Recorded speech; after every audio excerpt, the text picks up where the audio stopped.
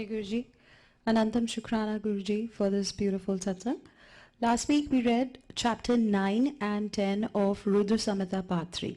In this we read that Narad requested Brahma to tell him what happened after he read the hand of Parvati and predicted her future and left for heaven. So Brahma told Narada that after hearing the future of Parvati, Mena was distressed and she went up to Himavat and requested him to look for a suitable, good bridegroom who comes from a good family and is worthy of Parvati, because she did not want her daughter to be married to yogin like Shiva. So when Himavat heard all that, he said that Narada is a great sage and what he has predicted was surely to come true.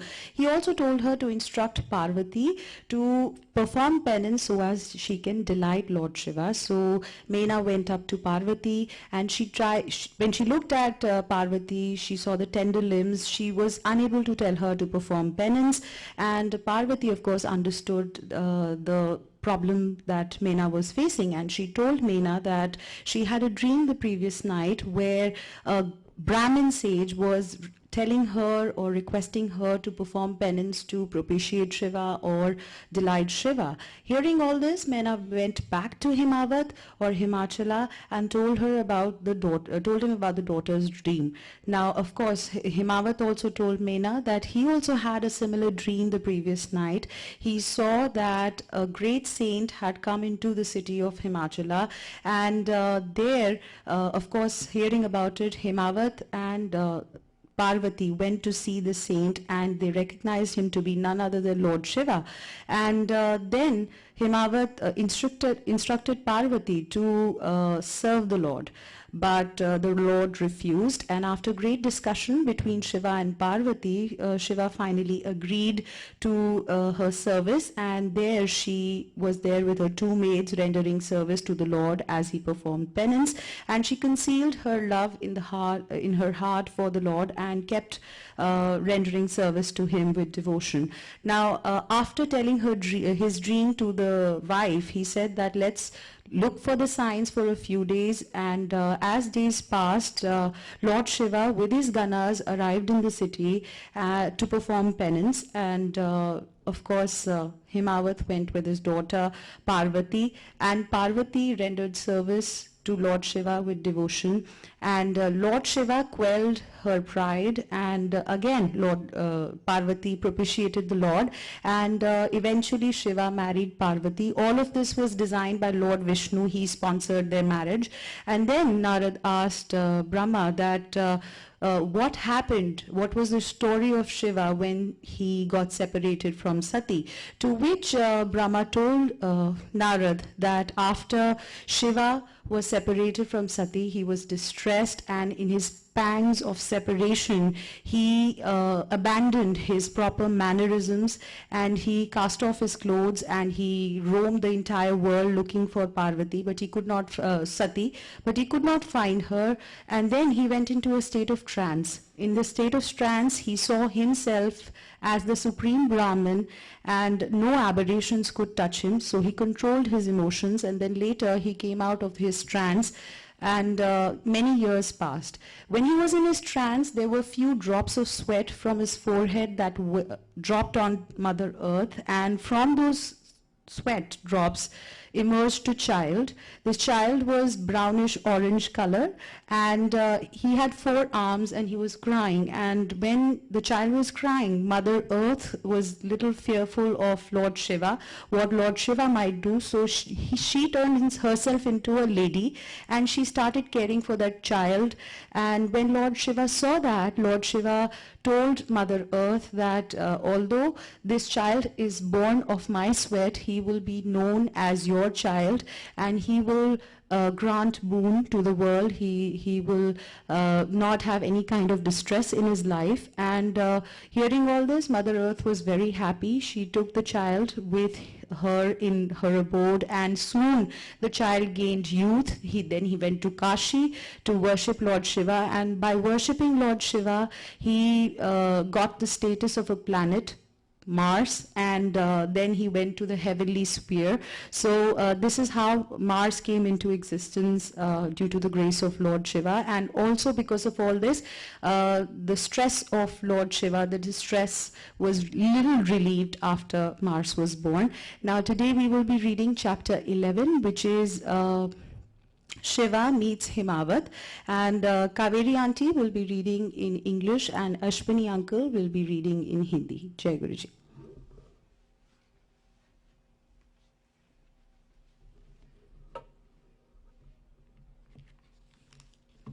Jai Guruji.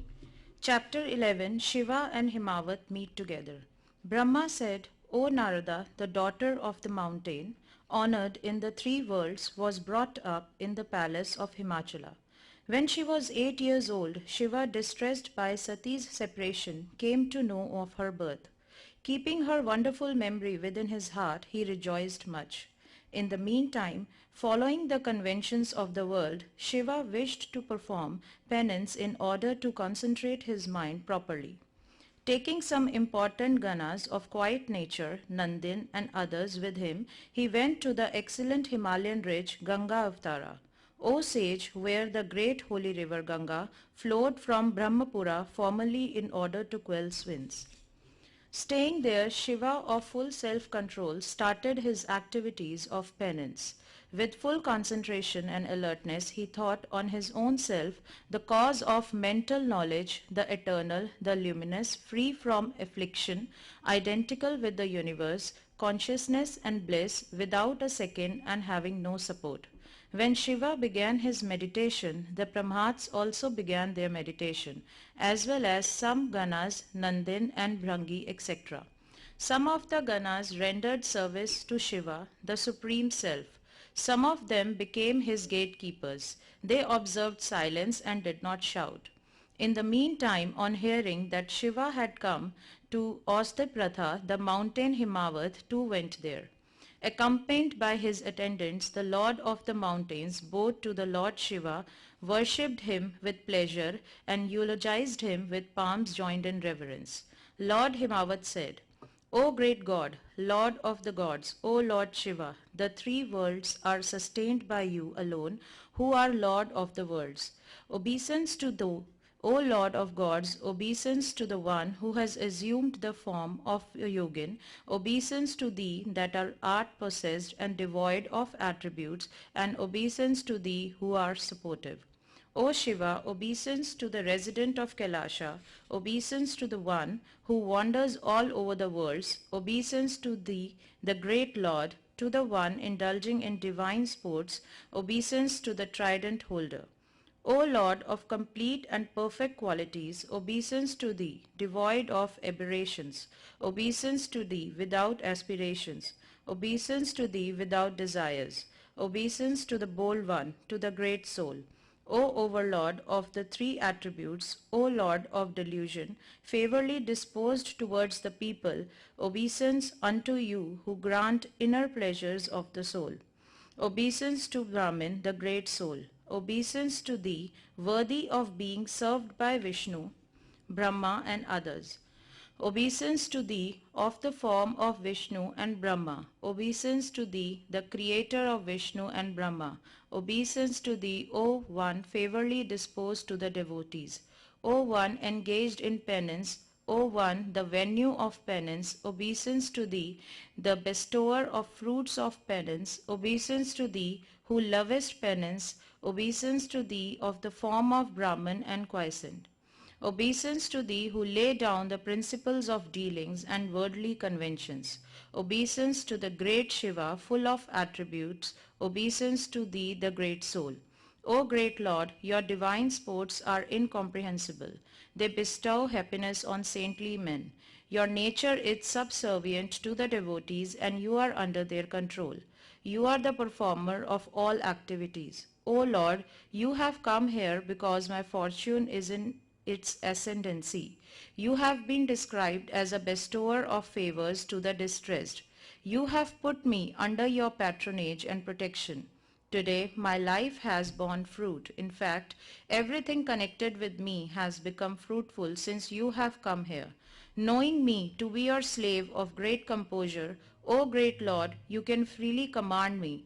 With my mind not fascinated by other things, I shall serve you with great pleasure. Brahma said, on hearing these words of the Lord of Mountains, Lord Shiva slightly opened his eyes and cast a glance on the Lord of Mountains, who was accompanied by his attendants. On seeing the Lord of Mountains with his followers, the bull-bannered god Shiva, the Lord of the universe, permanently engaged in meditation and yogic practice, said smilingly, Lord Shiva said, I have come to perform penance in secret on your top. Make arrangements so that none should be able to come near me. You are a noble soul, the abode of penance and a permanent residence of sages, gods, demons and other great men. You are the permanent residence of Brahmins and others. You are always sanctified by Ganga. You render help to others and you are the Lord and King of all mountains. O King of mountains, delighted in restoring to you and controlling my senses and mind, I am going to perform penance here at Ganga Avatarna. O Lord of mountains, O best of mountains, now put forth all endeavor whereby my penance can be conducted without obstacles. O excellent mountain, this alone is the greatest service that you can render. Please arrange for it with due effort. Please return to your abode with your mind full of pleasure. Brahma said, after saying this, the Lord of the worlds, the cause of protection and enjoyment, kept silent. The Lord of the mountains then spoke to Shiva with affection. Himachala said, O great Lord of the universe, I have come myself and worshipped you. What shall I ask you who stay in my own kingdom? O great Lord, you cannot be attained by great penance, even by the gods who put forth great efforts. But you yourself have come here. There is none more fortunate than me. There is none more meritorious than me, since you have come to perform penance on my summit. O great Lord, I consider myself greater than the God of gods. You have come here with your ganas and made me blessed. O Lord of gods, independently and without any obstacles, perform your great penance. O Lord, I am your slave always. I shall do all services to you. Brahma said, after saying this, the Lord of the mountains returned at once to his abode and enthusiastically narrated everything to his beloved wife. O Narada, calling together all his attendants with the members of their families, the Lord of the mountains said emphatically, Himachala said, from now onwards, none of you shall go to the ridge of mine called Ganga Avatarna. This is my command.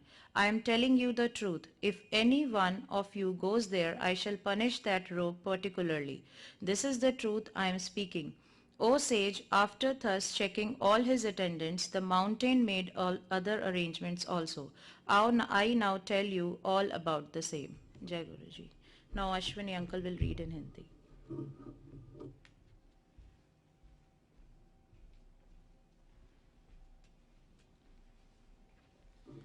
जय गुरु जी।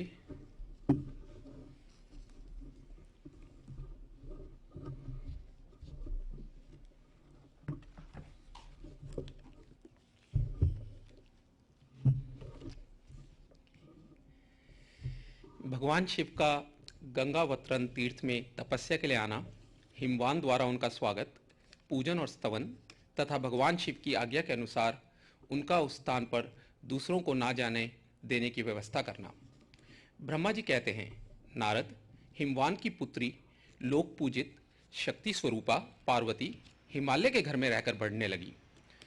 जब उनकी अवस्था 8 वर्ष की हो गई, तब सती के विरह से कातर हुए शंभु को उनके जन्म का समाचार मिला। नारद उस अद्भुत बालिका पार्वती को हृदय में रखकर वे मन ही मन बड़े आनंद का अनुभव करने लगे। इसी बीच में लौकिक गति का आश्रय ले शंभु ने अपने मन को एकाग्र करने के लिए तप करने का विचार किया। नंदी आदि कुछ शांत पार्षदों को साथ ले वे हिमालय के उत्तम शिखर पर गंगावतार नामक तीर्थ में चले आए, जहां पूर्व काल में ब्रह्माधाम से च्युक्त होकर समस्त पाप राशि का विनाश करने के लिए चली हुई परम पावनी गंगा पहले पहल भूतल पर अवतीर्ण हुई थी। जितेंद्रिय हर ने वहीं रहकर तपस्या आरंभ की।